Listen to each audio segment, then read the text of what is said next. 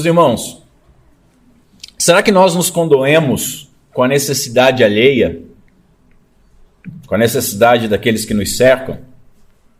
E será que nós realmente nos preocupamos, de fato, com a glória de Deus? Ou isso é só uma palavra vazia no nosso vocabulário, ou uma justificativa para nós tomarmos algumas atitudes estranhas? Ou será que fingimos isso, enquanto o nosso coração é duro, e apesar de sermos religiosos, nosso coração ele é formal e egoísta?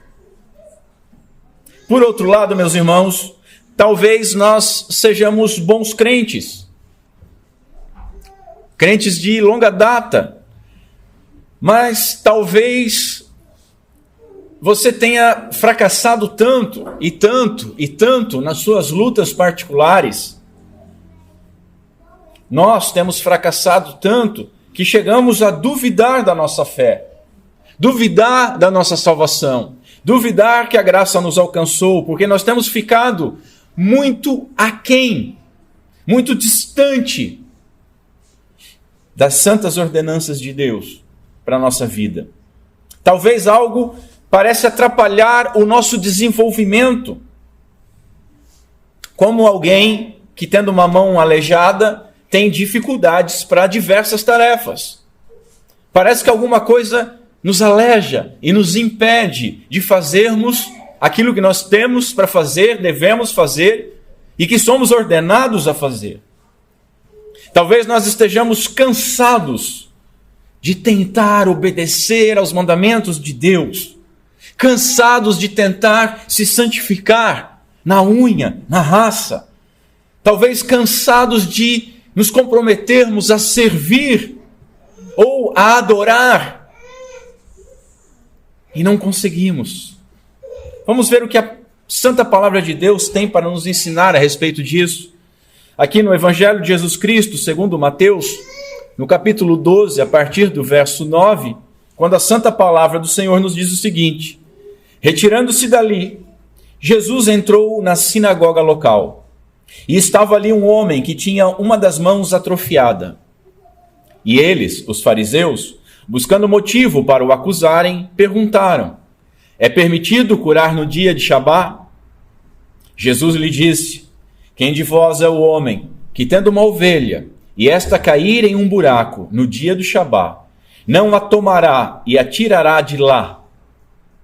E então, quanto mais valiosa é uma pessoa do que uma ovelha? Portanto, é permitido fazer o bem nos dias do Shabá. Jesus disse então ao homem: estende a tua mão. E ele estendeu e lhe foi restaurada, ficando tão saudável quanto a outra. Diante disso, os fariseus saíram e começaram a conspirar contra ele sobre como lhe destruiriam a vida. Até aqui. Vamos mais uma vez ao Senhor em oração. Curva a sua cabeça comigo. Senhor Deus, nosso Pai,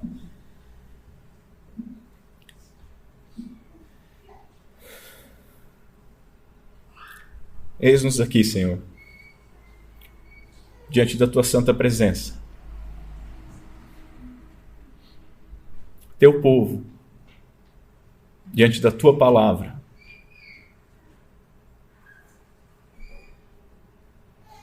Ajuda-nos. Ajuda-nos, Senhor, a enxergar a nossa falsa religiosidade. Ajuda a enxergarmos as nossas dificuldades, a atrofia que impede de vivermos uma vida plena, conforme Tu nos chamaste para viver.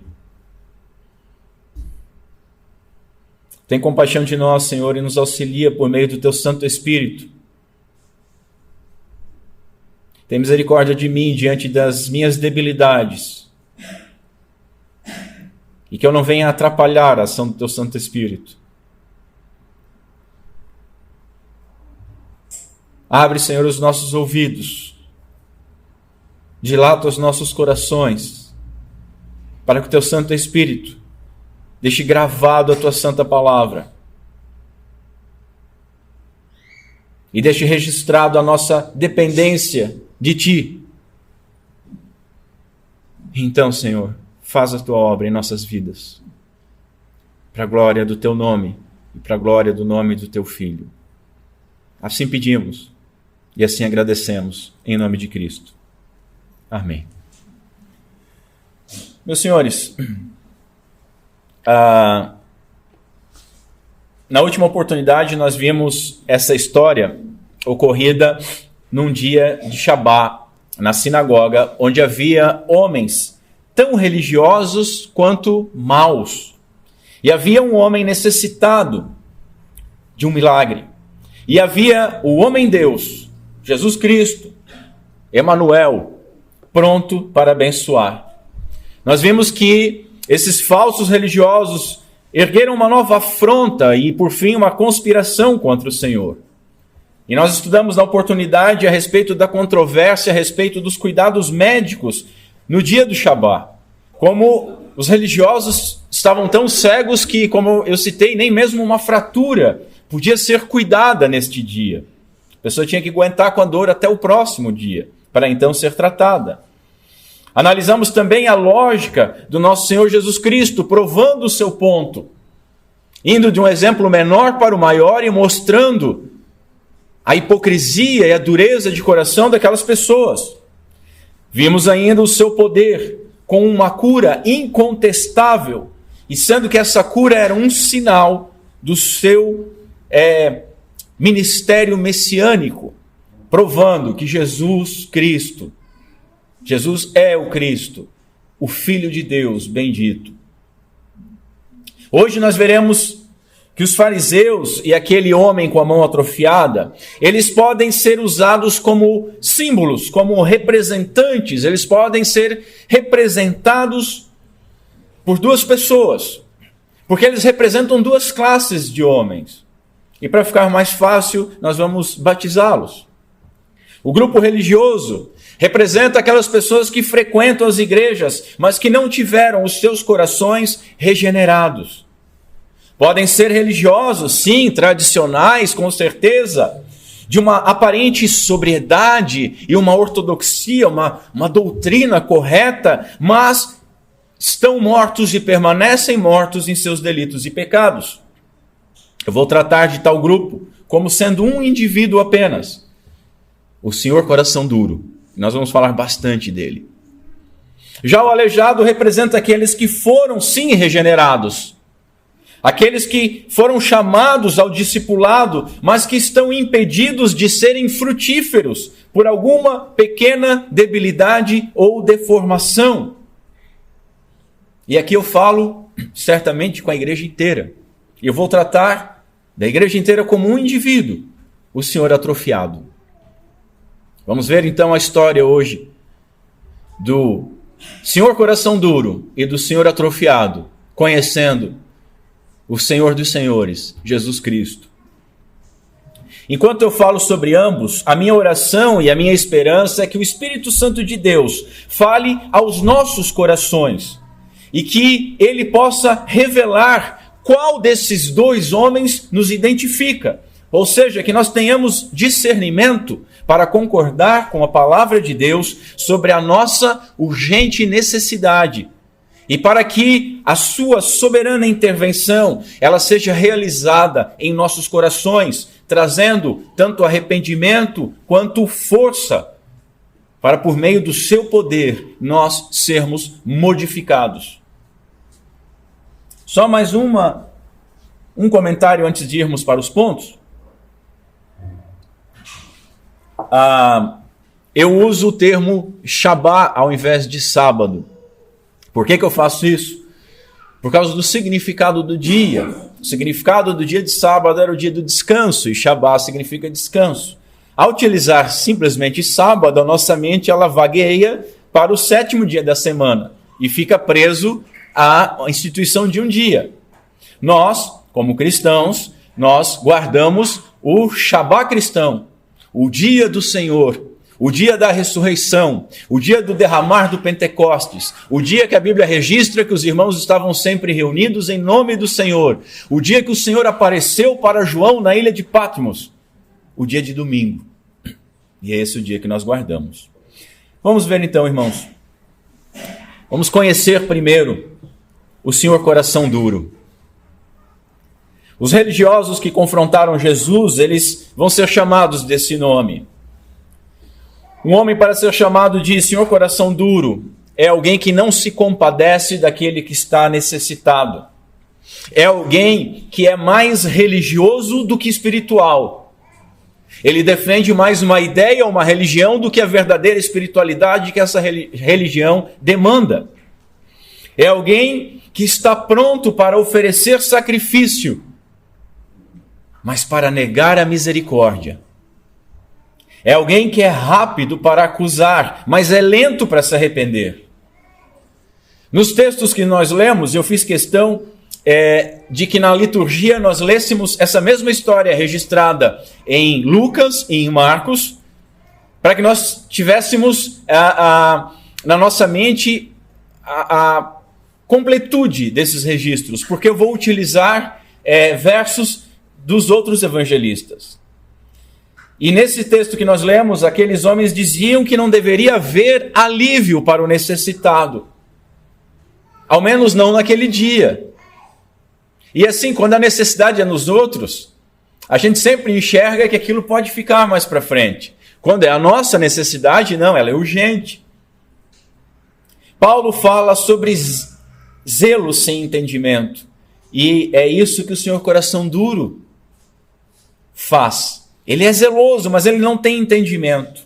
Qualquer tipo de zelo religioso, sem entender o amor de Deus pelos necessitados, é uma obra morta, que revela um coração morto, um coração de pedra. Um coração endurecido, então, revela-se pelo desprezo, tanto a Deus quanto ao necessitado.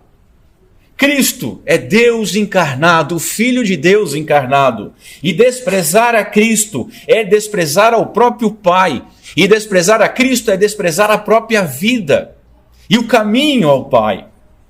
E desprezar a necessidade daqueles que estão necessitados é desprezar alguém que foi feito à imagem e semelhança de Deus. Estavam observando Jesus para o acusarem. É bom, meus irmãos, que nós tenhamos os nossos olhos fixos em Jesus Cristo. É muito bom isso. Nós devíamos viver com os nossos olhos fixos no Senhor Jesus Cristo. Mas o Senhor coração duro é diferente. O olhar do Senhor coração duro estava observando o Senhor Jesus para o acusar de alguma coisa. E assim se revela o Senhor coração duro nas nossas igrejas. Pessoas que olham para a palavra de Deus com desconfiança. Pessoas que olham para os atributos de Deus com desconfiança. Não pode ser soberano. Não pode fazer isso. Não pode enviar alguém para o inferno. Não pode. Isso é injusto. Pessoas que querem julgar o juiz de toda a terra. Pessoas que observam os irmãos, observam os líderes, simplesmente para julgar, para ter do que acusar. Fulano fez isso, tal igreja faz aquilo. O Senhor coração duro, ele não admitia que Jesus Cristo, que é o Senhor do Shabá, fizesse algo naquele dia. E que fizesse algo para uma pessoa necessitada, que era o alvo do Shabá. Como Jesus diz, o Shabá foi feito por causa do homem, e não o homem por causa do Shabá. Mas o Senhor coração duro não interpreta assim. A cerimônia é mais importante que a necessidade. O sacrifício é mais importante que a misericórdia. Estava ali um homem que tinha uma das mãos atrofiada. O Senhor coração duro, ele não pôde se alegrar em ver Jesus de Nazaré, aquele profeta que estava fazendo sinais e maravilhas incríveis. E estava naquele local, no exato momento que havia alguém com necessidade naquele local. Isso era demais para o Senhor coração duro, porque ele não se interessava pela glória de Deus, nem pela necessidade do homem, mas sim pela sua verdade. O senhor coração duro, ele gosta de controlar e não de ser controlado. Então, Mateus 12:10 diz, e eles, para o acusarem, o interrogaram. Eu fiz na última vez que eu expus esse texto, eu fiz uma linha do tempo juntando os 3 evangelhos. Nessa linha do tempo, provavelmente, Jesus entra na sinagoga, ele começa a pregar, e esses fariseus, o senhor coração duro, fica esperando que Jesus fizesse alguma coisa errada. Como Jesus não se move a fazer aquilo que eles queriam que ele fizesse, então eles o interrogam. Já que ele não mordeu a isca de ver um aleijado no dia do Senhor e praticar um ato de misericórdia que poderia ser acusado de pecado, como ele não se moveu, eles foram e questionaram ele. E notem o seguinte, eles não perguntaram, meus irmãos, se era permitido curar aquele homem, mas se era permitido curar no Shabá. É muito interessante isso. A princípio parece que eles estão estabelecendo, de fato, um princípio universal. Mas na realidade, o que eles estão fazendo é uma forma de pergunta impessoal. Impessoal. Eles tentam se isentar da responsabilidade por aquele aleijado. E essa é a típica conduta do senhor coração duro. Tratar as coisas de modo abstrato e subjetivo. Não objetivo. Não concreto. São pessoas que amam a humanidade, mas não aquele homem específico. Não aquele dia. São pessoas que repartiriam tudo com os pobres, mas não para aquele necessitado que está diante deles. Ou seja, são pessoas que têm um discurso mais nobre possível, mas têm uma prática totalmente estéril. E é isso que o texto apresenta. Imaginem, e é isso que Jesus esfrega na cara deles. Não é lícito curar no Shabá, é lícito curar este homem. É pessoal a coisa. E aí fica mais difícil. Quanto mais vale um homem, diz Jesus. O Senhor mostra a insensibilidade do senhor coração duro. Veja, o que o Senhor diz? Qual de vocês é o homem que, se tiver uma ovelha e essa ovelha cair num buraco, não, no dia do Shabá, não vai lá retirar ela do buraco? Então, um homem, uma vida, um ser humano não é mais importante que uma ovelha? O senhor coração duro, ele salvaria o seu animal, mas não moveria um dedo. E nem permitiria que alguém movesse um dedo para aliviar um homem que estava diante deles. E aí o Senhor pergunta, é lícito fazer o bem ou o mal, salvar ou matar? Então Jesus agora devolve a pergunta. A pergunta era impessoal, e Jesus devolve ela de forma pessoal. Por quê? Porque Jesus ele vai na ênfase, na motivação do coração e da mente do senhor coração duro. O texto de Lucas nos diz o seguinte, ele conhecia os seus pensamentos, ele sabia o que o senhor coração duro estava querendo e o que ele estava pensando. Ele só queria alguma coisa para acusar. E Jesus esfrega isso na cara. É lícito fazer o bem a este homem ou o mal, deixar de fazer, como nós já vimos em mensagens anteriores. É este homem, não é uma ideia abstrata, é este homem que tem essa necessidade. Você vai negar o bem a ele? De outra forma, é lícito salvar ou matar. Jesus conhecia o pensamento deles e sabia que eles planejavam matá-lo. Tanto que o texto termina com esses homens se associando com os seus inimigos, os herodianos, para matar o Senhor Jesus Cristo. O senhor coração duro finge preocupar-se com a lei, com a tradição e até mesmo com os homens, mas o seu desejo é apenas silenciar toda e qualquer voz que revela que ele é um sepulcro caiado, que ele está morto. O Senhor coração duro revela-se então pelo silêncio. Eles calaram-se. A pergunta de Jesus, meus irmãos, não foi uma pergunta retórica. Era uma pergunta que necessitava de uma resposta. E qualquer coração vivo responderia a ela de maneira afirmativa, ainda que essa resposta condenasse a própria pessoa.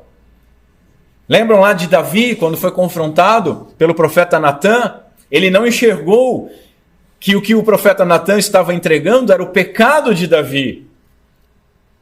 Mas ele pegou e disse: o culpado tem que morrer. E ele se condenou por essas palavras. Por isso é dito que Davi tinha um coração era um homem segundo o coração de Deus. Mas o Senhor, coração duro, ele é diferente. Ele responde com silêncio. Ele não quer se comprometer. Ele sabe que se falar, ele vai ser o próprio acusador. Jesus ele não precisava de uma resposta, porque ele conhecia os seus pensamentos. Mas ocorre aqui algo amedrontador, que o Espírito Santo de Deus fez com que o evangelista Mateus omitisse, mas Marcos registrou. E Marcos registra o seguinte: e olhando em redor para eles, com indignação ou ira, condoendo-se ou estando triste com a dureza dos seus corações. Jesus estava irado. Ele olhou ao redor. Enquanto olhava ao redor para aqueles homens em silêncio, ele ouvia os seus corações. Não importa quem nós sejamos, mas jamais esqueça que as nossas atitudes, elas confirmam as nossas palavras. E jamais esqueçamos que Jesus conhece a intenção das nossas atitudes e conhece a motivação das nossas palavras. Por quê? Porque Ele conhece os nossos corações e discerne todos os nossos pensamentos antes de eles chegarem à nossa mente. Jesus olhou para os que estavam ao seu redor, irado e muito triste pelo coração endurecido deles. Meus irmãos, o Senhor ele não buscava a aprovação daquelas pessoas, mas ele buscava ali a compaixão em relação àquele necessitado, aquele pobre coitado. Contudo, olhando aqueles homens tão religiosos e tão dignos e tão nobres, o que ele viu? Apenas o Senhor coração duro. Nosso Senhor, Ele é manso e humilde. O nosso Senhor é compassivo e meigo. Ele é o próprio amor encarnado. Ele é a própria vida e a fonte de toda a vida. Ele é aquele que não contende. Ele é aquele que não esmaga a cana quebrada, como nós veremos nos textos à frente, e nem apaga a chama que está fraca. Meigo, compassivo e amoroso. Contudo, Ele indignou-se. Ele estava indignado, e nós devemos prestar atenção neste fato, meus irmãos. Não podemos ler isso como se não fosse nada. Ele indignou-se com aqueles que estavam no local de adoração e que deveriam estar adorando ao Pai e ao Filho. Talvez hoje ele esteja indignado com alguém que esteja aqui no local de adoração e não está adorando ao Pai e nem ao Filho. Ele olhou os religiosos com indignação e pesar, pois eles não demonstravam amor ao próximo, uma prova que não amavam a Deus. Spurgeon ele chama atenção para um negócio muito interessante. Quando nós temos uma pessoa que é irada, iracunda, que é mal-humorada, que está sempre de cara feia, e ela está de cara feia, o que ela está dando para a gente? O que ela sempre deu. É normal? Agora, aqui nós temos o Senhor Jesus Cristo, um espírito compassivo, amoroso e gentil.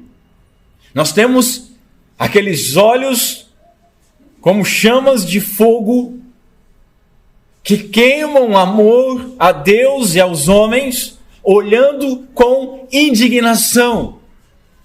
Então nós devemos parar, cheios de temor e de atenção, observando o que podia irritar Jesus dessa maneira. E a dureza do Senhor coração duro, fez com que Jesus ficasse e fosse perturbado pela ira.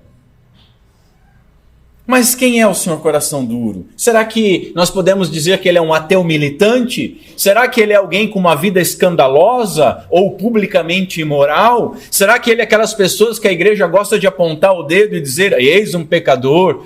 Aqueles que, como fariseu, disseram, obrigado, Senhor, porque não sou como este homem? Não. O Senhor coração duro é um homem religioso. Ele é um homem que vem à igreja. Ele é um homem que tem uma vida de moral elevada. Ele é um homem que até canta hinos com os irmãos, que participa do sacramento.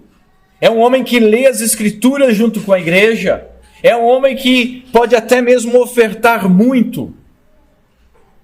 É um homem que, apesar de morto, tem aparência de quem está vivo. É um sepulcro caiado, com certa beleza e certa solenidade aparente por fora, mas por dentro está morto. Você já andou por um cemitério? Você vai no cemitério e você vê às vezes algumas lápides que, apesar do local, você para e olha, que bonito, que bem feito, que bem acabado, que materiais nobres, que bom gosto. Mas apesar de toda essa solenidade, lá embaixo, lá dentro, tem podridão e morte. Esse é o Senhor coração duro. É alguém que fala de Cristo, mas que não está em Cristo. Seu coração não foi regenerado. Não é um coração de carne que bate no ritmo do evangelho da paz. É de pedra, é duro. Por natureza, o Senhor coração duro não confessa o seu erro, não confessa a sua maldade. Ele tem vergonha, ele zela mais pelo seu nome. O que pensariam de mim? E ele então prefere enganar todo mundo, mesmo sabendo que não pode enganar o Senhor Jesus Cristo. Ele prefere tentar a sorte diante do olhar de reprovação do que sentir o olhar dos outros sobre ele. Ele poderia dizer, é claro que o senhor atrofiado precisa de ajuda. E mais do que isso, eu também preciso de ajuda, urgentemente. Mas não, o senhor coração duro prefere tentar a sorte, tentando matar a própria vida, cometendo aquilo que eu chamo de suicídio espiritual, indo contra Jesus Cristo. Diante daquele silêncio do impenitente, do coração duro daquele homem, a reação de Jesus é dura. Porque, meus irmãos, nós devemos imaginar quão terrível foi esse olhar de reprovação. Quão terrível deve ter sido esse olhar de indignação e tristeza do nosso Senhor Jesus Cristo. E podemos imaginar quão terrível vai ser esse olhar no futuro, porque sobre esse olhar a Bíblia tem mais a nos dizer. Apocalipse capítulo 6 diz o seguinte, as pessoas que estavam debaixo desse olhar de Jesus, diziam aos montes e aos rochedos, caí sobre nós, e escondei-nos do rosto daquele que está sentado sobre o trono da ira do Cordeiro. Que olhar terrível que pode estar sobre você, se você for um senhor coração duro. Spurgeon diz que a ira de um leão é grande, mas nada é comparada à ira do cordeiro. Olhando para todos em redor, Jesus olhou para todos os senhores corações duros que estavam naquela sinagoga. Meus senhores, Jesus está aqui hoje, em nosso meio, e está olhando ao redor. O seu olhar está sobre nós 24 horas por dia, permeando toda a nossa vida, cada um de nós. E o que o Senhor tem encontrado em nós? Olhando para todos, o seu olhar procurou boa vontade e achou apenas dureza. O que o Senhor pode achar em nós hoje? Certamente, meus irmãos, que a Trindade ela não desarmoniza jamais. A Escritura diz o seguinte: irai-vos e não pequeis. E a Escritura foi cumprida pelo nosso Senhor Jesus Cristo antes mesmo do sol se pôr. Ele olhou com um forte olhar de censura. Todavia, não houve uma palavra de ira, mas uma demonstração de graça ao Senhor atrofiado. Jesus, ele não manteve o olhar de indignação, mas substituiu por um olhar de compaixão.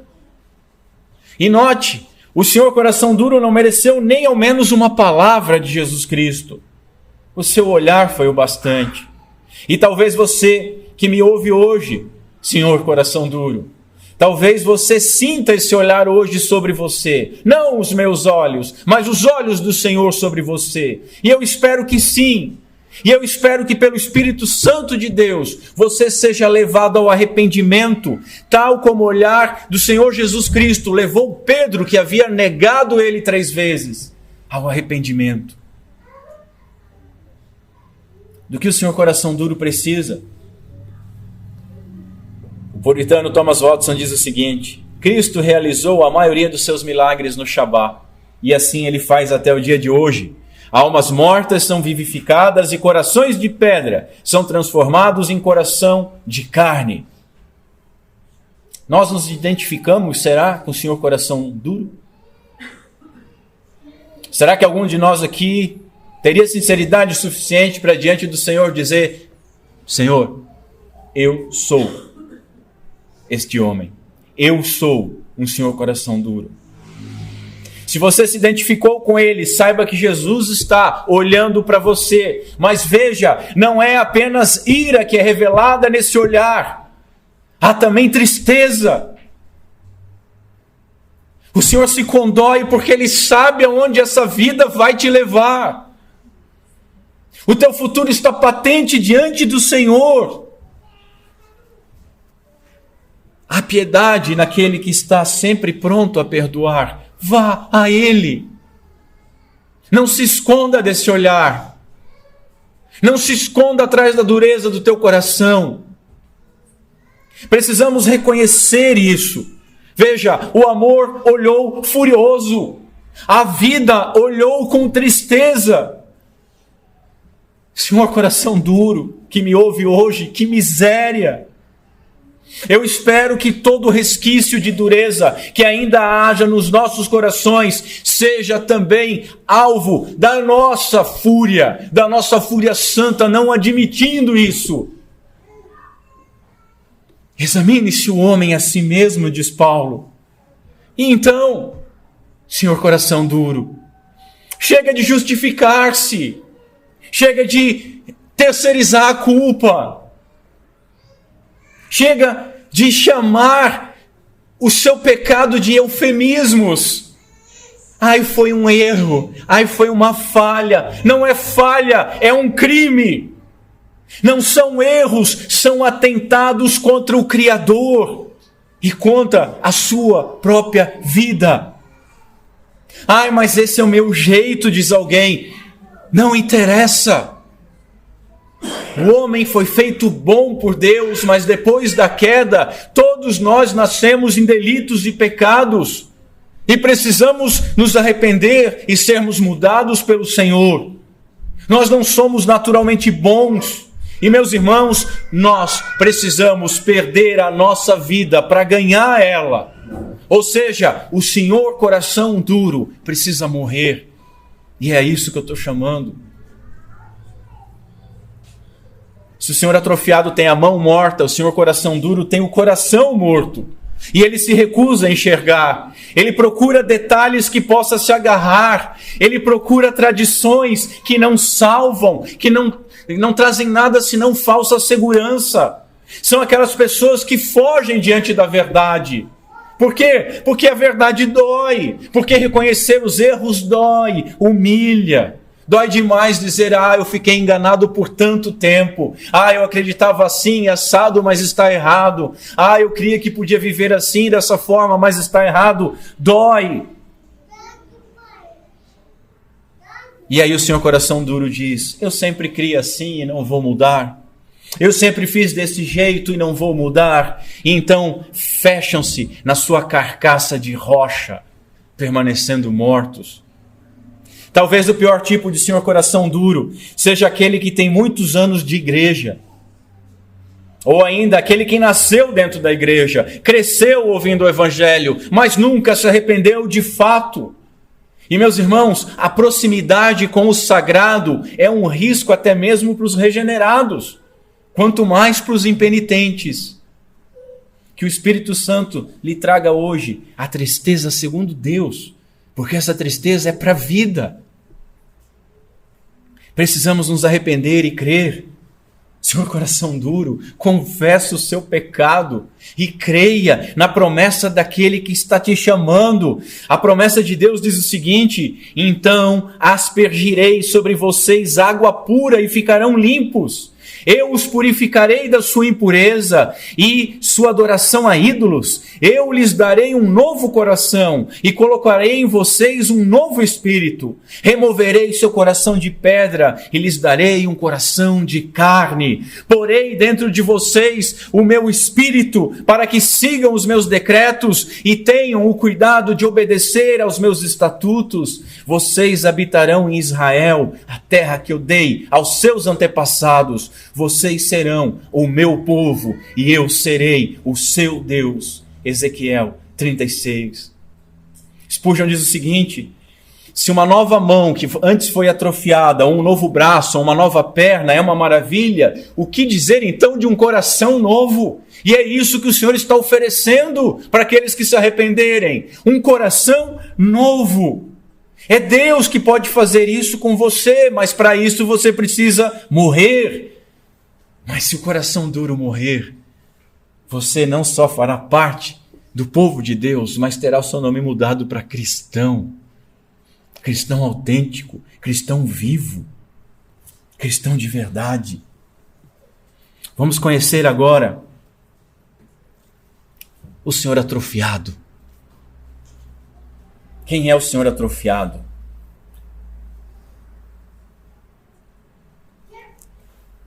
Notem um detalhe muito interessante. O Senhor, essa mão atrofiada, ela não representa alguém morto. É diferente. Não é uma lepra que significa impureza total. Não é nada disso. É apenas uma limitação parcial. Uma limitação que impede de se fazer determinadas coisas. Limitação essa que, como a própria definição esclarece, impede a capacidade total da pessoa.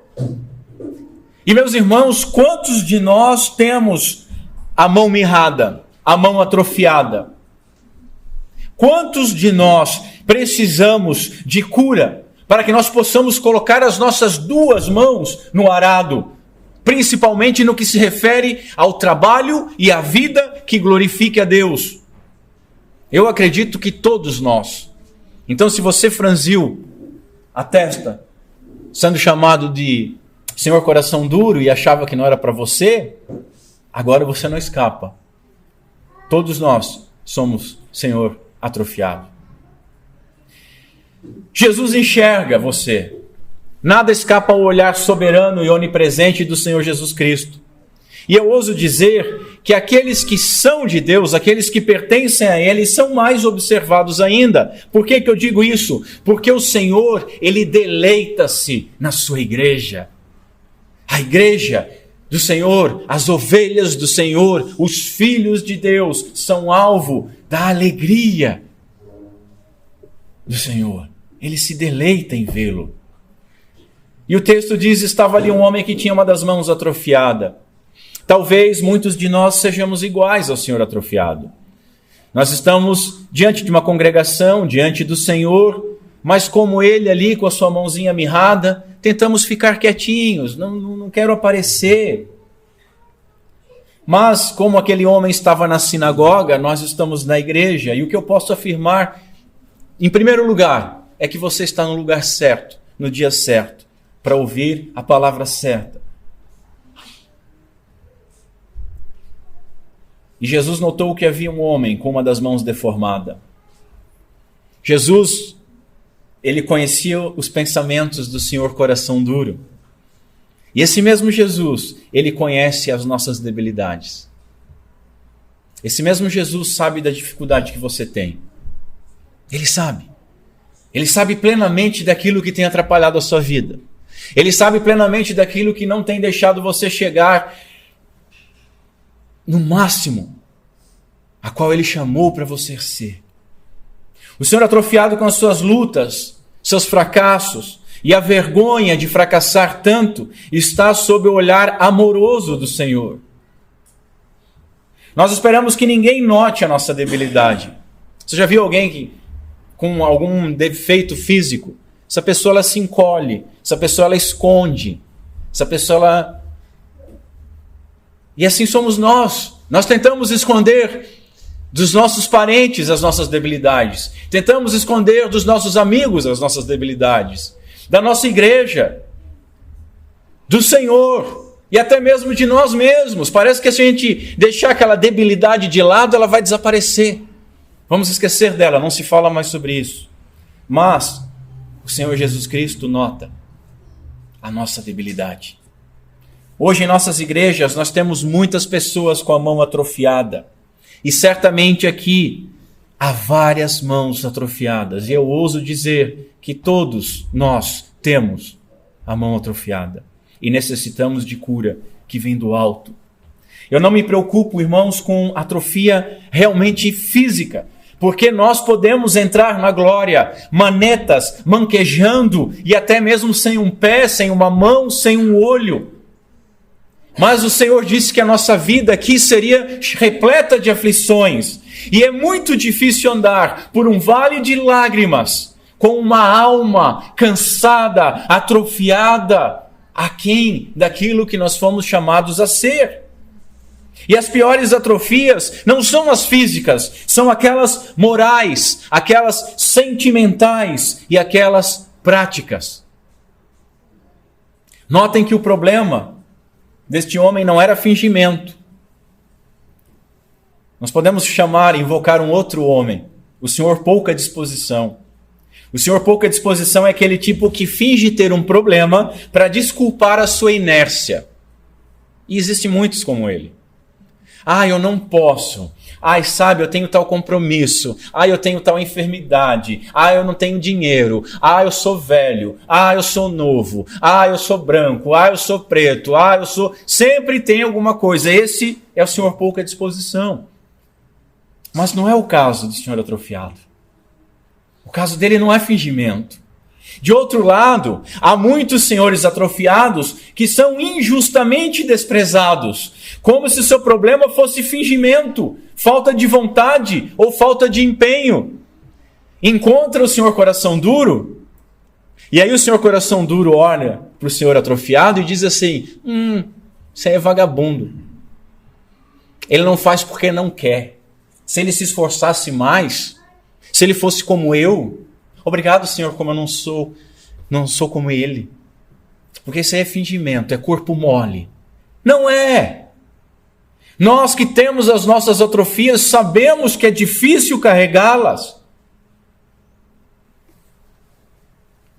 Nós tentamos, nos esforçamos, mas não avançamos. O senhor atrofiado tem uma debilidade. Está ouvindo, senhor atrofiado? O senhor atrofiado tem uma debilidade que só Jesus pode restaurar. Há pessoas atrofiadas em seus corações. Quantas pessoas com deformidades morais são membros das nossas igrejas? Pessoas que a sua atrofia se mostra numa prisão à pornografia. Pessoas que estão presas no seu orgulho. Pessoas que estão presas no seu egoísmo. Presa na sua inveja, presa na cobiça, presa no adultério, presa em apostas, em dívidas, presas na mentira. Lutam, mas quando abre a boca parece que a mentira pula para fora. Por quê? Porque tem uma enfermidade. Tem uma enfermidade interior. O seu coração é a sua mão atrofiada. Quantas pessoas com deformidades sentimentais são membros das nossas igrejas? Pessoas que são presas no ressentimento, presas na falta de perdão, não conseguem perdoar de jeito nenhum, presas nas mágoas e coisas que já passaram. Eu perdi a capacidade de tal coisa no ano de 1928. Filho, vive hoje. O que passou, passou. O que perdeu, perdeu. Glorifica a Deus porque você teve um dia. Presas em mágoas. Às vezes a pessoa que te magoou já morreu e você ainda está magoado. Você espera o quê? Pessoas presas na depressão. Aí vem gente que diz, depressão é fingir. Não é. É uma mão mirrada, é uma mão atrofiada. Presas na insegurança. Tem vergonha de falar, tem vergonha de quem é, tem vergonha da altura, tem vergonha se é magro, tem vergonha se é gordo. Tem vergonha, é inseguro. Pessoas presas na falta de amor à vida, na falta de amor aos seus pais, aos seus filhos, aos cônjuges. Pessoas que até amam a si mesmas, mas não conseguem amar o próximo. Pessoas que nutrem no seu coração o desejo de vingança. Pessoas presas na vergonha. Mas eu fiz tal coisa.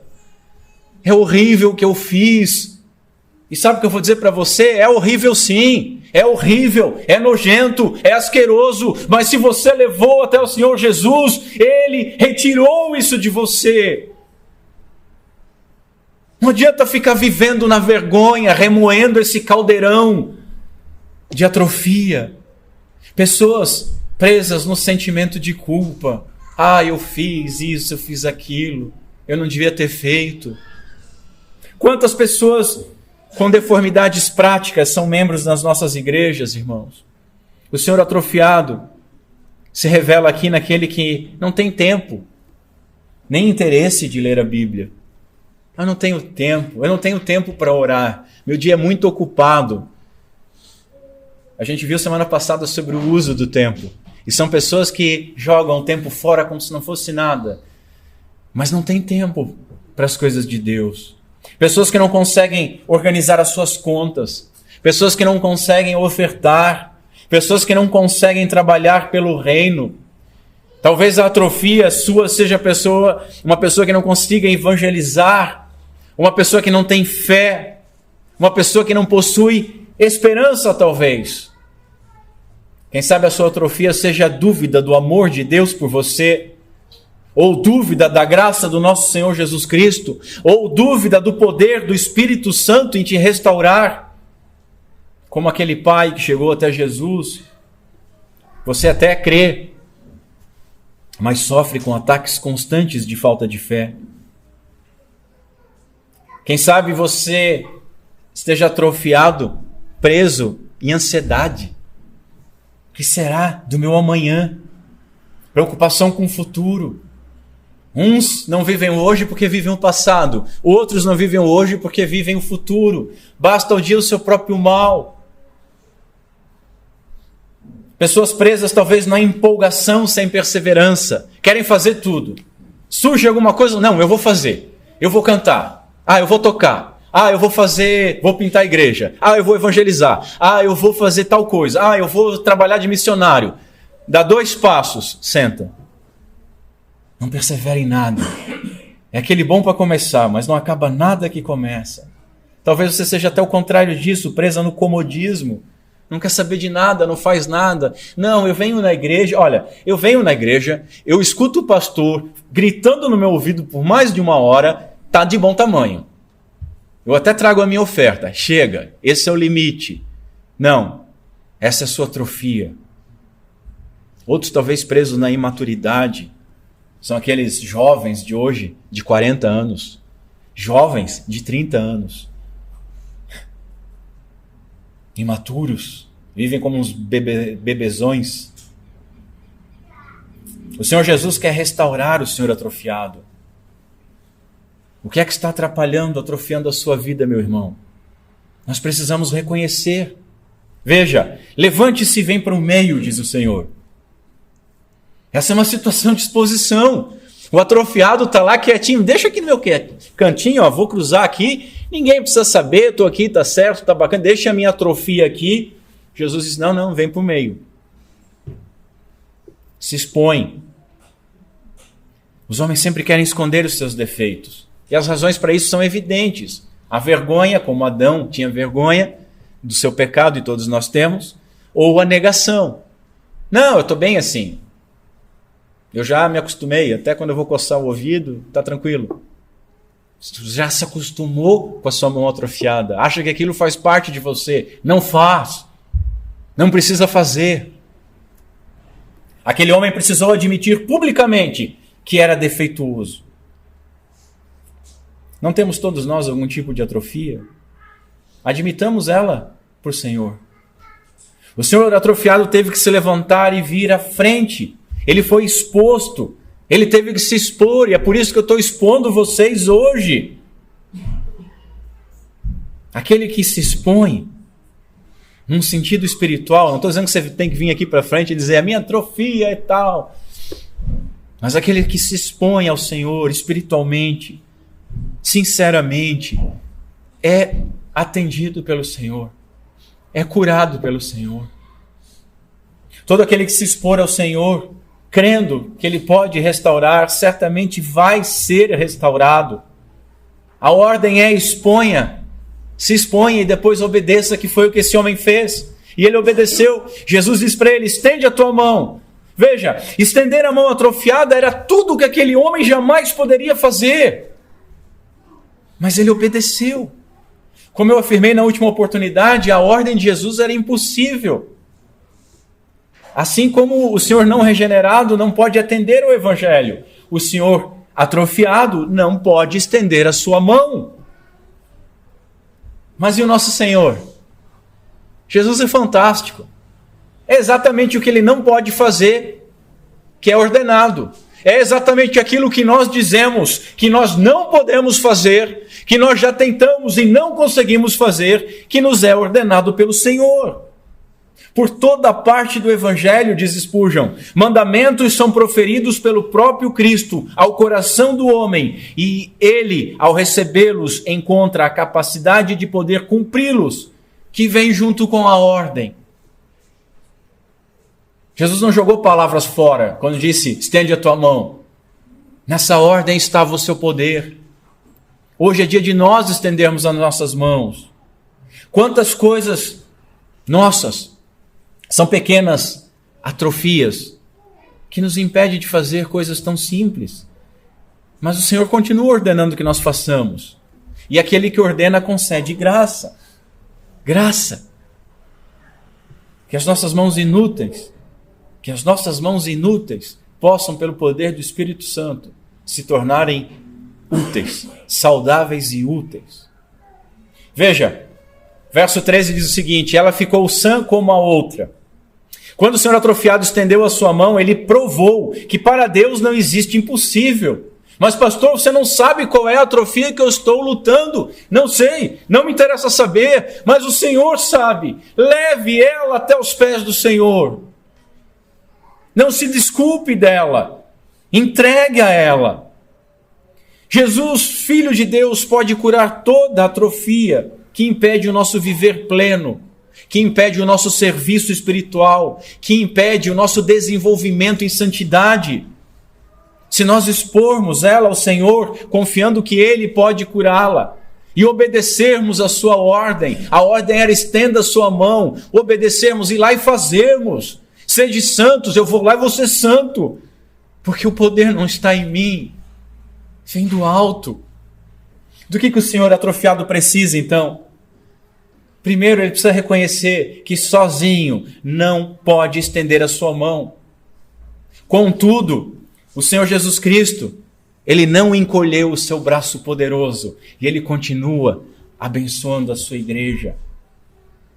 Ele possui todo o poder, Ele pode restaurar, Ele pode remover por completo a atrofia que nos incapacita. Será que nós nos identificamos com o Senhor atrofiado? Não sei os senhores, mas eu me vejo exposto aqui, com uma atrofia personalizada. Será que nós temos vivido aquém daquilo que nós fomos exortados pela palavra de Deus para viver? Será que nós temos lutado contra coisas que nos paralisam por anos e anos sem sucesso? Veja, o senhor atrofiado, ele deve ter procurado médicos. Talvez ele tenha feito fisioterapia, talvez ele tenha feito tratamentos alternativos, mas nada resolveu. Porque nada pode resolver a nossa atrofia, senão o poder que vem do alto. Por 1 ou 2 dias, parece que aquela atrofia tinha ido embora. Mas rapidamente a sua mão encontrava-se novamente atrofiada, novamente ressequida, paralisada. Não tem sido assim com os nossos esforços, irmãos. A gente vai, a gente caminha, a gente tenta, a gente busca, a gente acha que agora vai e não vai.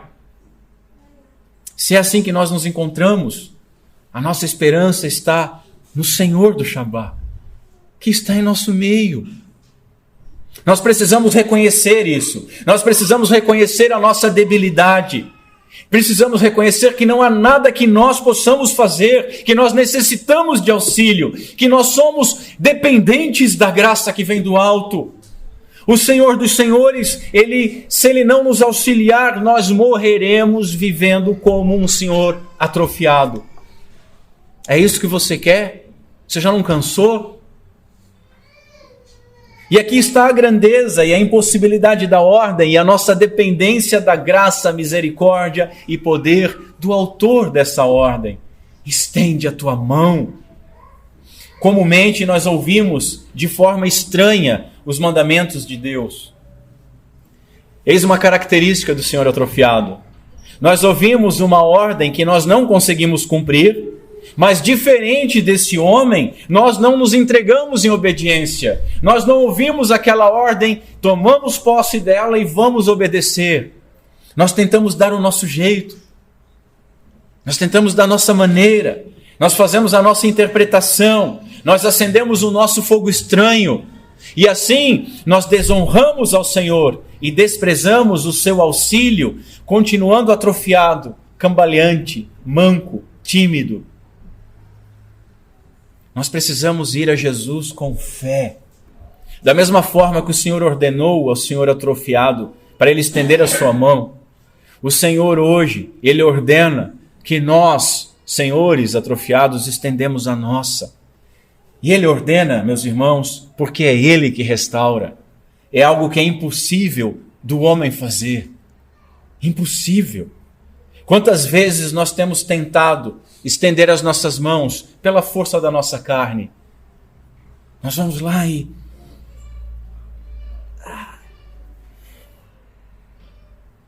fazemos força. Fazemos votos. Os homens têm as resoluções, né? Fazemos votos, fazemos força. Talvez naquela debilidade a gente vai lá com a outra mão e começa a abrir, e vamos abrir, e vai abrindo. Ó, tá abertinha, que bonitinho. Treme e fecha de novo. Os nossos esforços são vãos. Nós esticamos as nossas mãos só para descobrir que a nossa debilidade voltou à antiga forma, deformada. Só que agora com mais dor. Porque nós tentamos na carne, tentamos na nossa força, nos machucamos tentando. E somamos essa dor à dor do desapontamento. De novo, eu não posso mais nem pedir perdão ao Senhor por tal coisa. Porque eu vivo nisso, eu não aguento mais. O Senhor não errou ao ordenar que Ele estendesse a sua mão. Ele ordena o impossível, para que nós saibamos que dependemos dEle, que é o poder dEle. Quando o Senhor ordena, sede santos, como eu sou santo, quando Ele ordena, amem ao Pai sobre todas as coisas e ao próximo como a si mesmo, quando Ele ordena, amem uns aos outros como eu vos amei, quando diz, ultrapassem a justiça dos fariseus, quando Ele diz, morram para si mesmos, Ele sabe que nós não podemos fazer essas coisas sozinhos, mas Ele ordena. Os nossos corações estão atrofiados, mas Ele continua ordenando. E Ele ordena para que nós saibamos que somente Ele e nós, em dependência dEle, para a glória dEle, é que podemos fazer estas coisas. O poder sobrenatural que chama a vida é o mesmo poder sobrenatural que preserva, que santifica e que glorifica essa vida. Meus irmãos, as ordenanças divinas são para nós e é nossa responsabilidade atendê-las. Ele não chamou só alguns para ser santos como ele é. Ele não diz que só alguns deveriam ter uma justiça que ultrapassa a dos fariseus. É para todos nós. E por serem impossíveis, nós dependemos da graça. Isso é maravilhoso. Devemos nos entregar então em humildade de coração, em total dependência, confessando e rogando a Deus: dá-me o que tu pedes, e pede então o que tu quiseres. Como orou Agostinho: dá-me o que tu está pedindo, porque aqui, Senhor, não tem nada. O povo de Israel, no deserto, disse o seguinte: se tu não for conosco, nós não saímos daqui. E é assim que nós andamos, irmãos, por esse deserto da nossa vida. E muitos de nós tentam ir sozinhos e vai carregando atrofia. Dá-me o que tu pedes e pede o que tu quiseres. Se o senhor coração duro clamar ao Senhor, será salvo. E se o senhor atrofiado rogar que seja santo, será santificado. Você crê nisso? Mas o que acontece? Muitos de fato não desejam essa salvação ou a santificação. Desejam só escapar do inferno. Desejam só ser abençoados. Desejam alguma coisa, mas não desejam morrer para si mesmos. E por isso não clamam, e por não clamarem, não são atendidos. Nós precisamos aprender com o Senhor atrofiado. Ele ouviu a voz do Senhor e fez exatamente aquilo que Jesus ordenou, nem mais, nem menos. Muitas vezes, irmãos, nós tentamos turbinar alguma obra santa com o nosso jeitinho. Nós tentamos turbinar a graça de Deus com as nossas mãos, com o nosso sacrifício. Mas é a misericórdia e não o sacrifício que o Senhor deseja. É a obediência que Ele busca, não os nossos holocaustos. Não é com força das nossas ofertas e resoluções. Não é com a extensão dos nossos jejuns e orações. Mas é a resposta obediente àquela ordem que o Senhor abençoa. Vamos obedecer? Qual será a nossa resposta? Ele atende aquela obediência que diz: eu creio, aumenta a minha fé. Eu creio, aumenta a minha fé. Aquela obediência que é dependente, que é humilde, que não inventa moda. Até hoje nós temos tentado vencer a nossa atrofia na carne e por isso temos fracassado. Que vençamos ela em Cristo Jesus, no poder do Espírito Santo. Para concluir, meus irmãos, quem é que nós somos? Quem é que você é? Será que nós somos o Senhor coração duro? Ou será que nós somos o Senhor atrofiado? O Senhor coração duro, caso não se arrependa, terá o seu destino na condenação eterna. Não tem jeito. O Senhor atrofiado, caso não creia e obedeça, apesar de ser salvo, vai viver uma vida muito miserável, muito aquém daquela vida plena, vida abundante que nós fomos convocados a viver.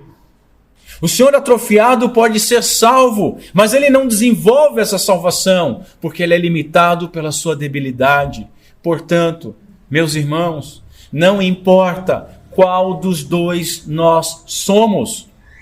O que importa é que nós possamos entender que tanto o Senhor coração duro quanto o Senhor atrofiado, ambos necessitam desesperadamente do Senhor dos Senhores, Jesus Cristo. É isso que nós precisamos entender, que precisamos urgentemente e desesperadamente.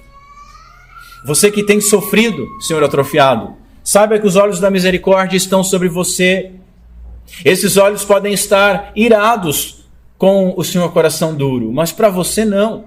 Para você esses olhos são de amor, de compaixão, de graça libertadora, de graça que ajuda. Os filhos de Deus, eles anseiam obedecer. Os filhos de Deus não se escondem atrás da sua atrofia, mas anseiam obedecer. Eles desejam tornar-se semelhantes ao Senhor.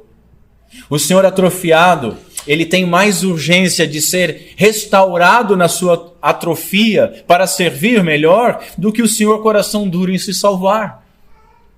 Essa é a verdade. Nos livros celestes, meus irmãos, não estão registrados os nomes daqueles que são sadios, daqueles que são sãos, daqueles que se consideram justos, daqueles que afirmam enxergar e ouvir, daqueles que afirmam que são capazes, mas estão os nomes de todos aqueles que sabem ser doentes, fracos, necessitados. O puritano Thomas Watson, ele diz que uma fé fraca pode apegar-se a um Cristo forte. Mesmo que nós sejamos fracos na fé, Jesus Cristo, Ele nos chama para irmos a Ele. Vinde a mim, todos os que estáis cansados e sobrecarregados. E notem, Ele promete tanto nos receber quanto nos aliviar. Portanto, entreguemos a Ele as nossas atrofias, com uma esperança e fé plena de que Ele vai nos restaurar. Porque somente o Senhor Jesus Cristo, o Senhor dos Senhores, somente Ele pode transformar o Senhor coração duro no Senhor novo coração. Porque somente o Senhor Jesus Cristo, o Senhor dos Senhores, pode transformar nós, Senhor atrofiado, no Senhor apto para toda boa obra. E que Deus Pai seja misericordioso conosco, em Cristo Jesus, o nosso Senhor. Vamos ficar em pé. Curva a sua cabeça comigo.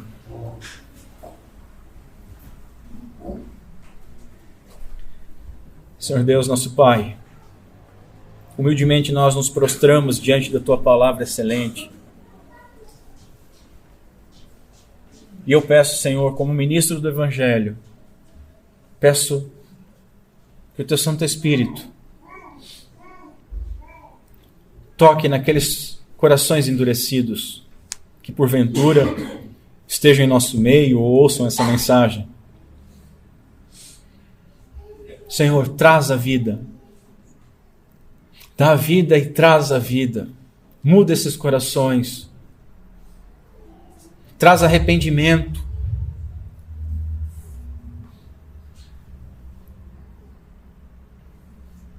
Salva aqueles que te pertencem, Senhor, para a glória do Teu santo nome.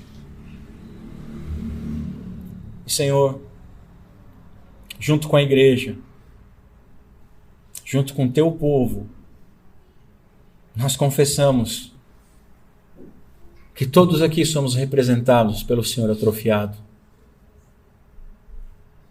Confessamos, Senhor, a nossa falha em tentar fazer as coisas do nosso jeito, a nossa falha em desculpar as nossas debilidades, a nossa falha em nos escondermos.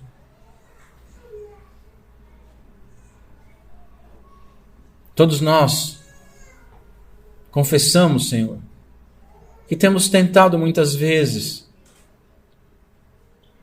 te obedecer fielmente,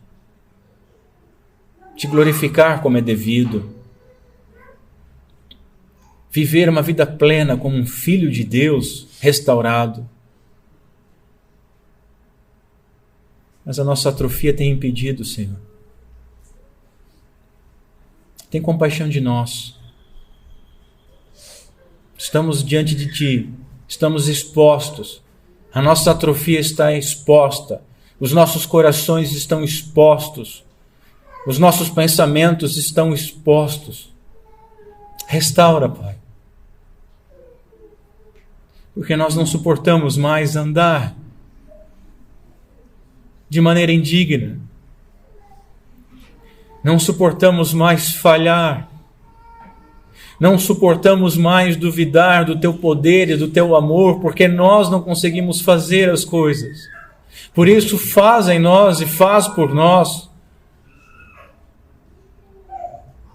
Restaura, Senhor, as nossas atrofias práticas, as nossas atrofias sentimentais, as nossas atrofias morais. Muda-nos, aperfeiçoa-nos, Santifica-nos para a glória do teu santo nome. Pedimos isso em nome de Cristo Jesus. Amém.